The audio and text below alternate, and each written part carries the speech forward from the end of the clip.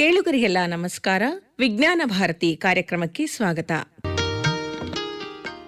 ಅನಿಲ್ ಕುಮಾರ್ ನಾಡಿಗೇರ್ ಅವರೇ, ತಾವು ನಿಮ್ಮ ರಚನಾ ಎನರ್ಕೇರ್ ಅನ್ನುವ ಒಂದು ಆಡಿಟ್ ಕಂಪನಿ ಇಟ್ಕೊಂಡಿದ್ದೀರಿ. ಇದು ಎನರ್ಜಿ ಆಡಿಟ್ಗೆ ಬಹುಶಃ ನಮ್ಮ ದೇಶದಲ್ಲೇ ಒಂದು ವಿಶಿಷ್ಟವಾದ್ದು. ಕರ್ನಾಟಕದಲ್ಲಂತೂ ಬಹಳ ಯುನಿಕ್ ಅಂತ ಕರಿತೇವೆ. ಎನರ್ಜಿಗೂ ಆಡಿಟ್ ಮಾಡ್ತಾರೇನ್ರಿ? ಬರೀ ದುಡ್ಡು ಕಾಶಿಗೆ ಅಂದ್ಕೊಂಡಿದ್ವಿ ಅಂತ. ಖಂಡಿತ. ಇದು ಹೊಸ ವಿಚಾರ. ನಮಗೆ ಬಹಳಷ್ಟು ಗ್ರಾಹಕರು ಇದ್ರ ಬಗ್ಗೆ ಕೇಳ್ತಾರೆ, ಹಾಗಂದ್ರೆ ಏನು ಅಂತ. ಅಲ್ಲ, ಇದು ಕಡ್ಡಾಯನ ಅಂತ ಕೇಳ್ತಾರೆ. ಯಾಕಂದ್ರೆ ಜನಕ್ಕೆ ಹೇಗಾಗಿದೆ ಅಂದ್ರೆ, ಕಡ್ಡಾಯ ಇದ್ರೆ ಮಾತ್ರ ಮಾಡ್ಬೇಕು. ಹೇಗೆ ನೀವು ಹಣ ಎಲ್ಲಿಂದ ಬಂತು, ಹೇಗೆ ಹೋಯ್ತು ಅನ್ನೋ ವಿಚಾರಕ್ಕೆ ಆಡಿಟ್ ಮಾಡಿಸ್ತೀರಾ, ಹಾಗೆ ವಿದ್ಯುತ್ ಎಲ್ಲಿಂದ ಬಂತು, ಎಲ್ಲೇ ಹೋಯ್ತು ಅನ್ನೋದನ್ನ ನಾವು ಎನರ್ಜಿ ಆಡಿಟ್ ಅಂತ ಕರಿತೀವಿ.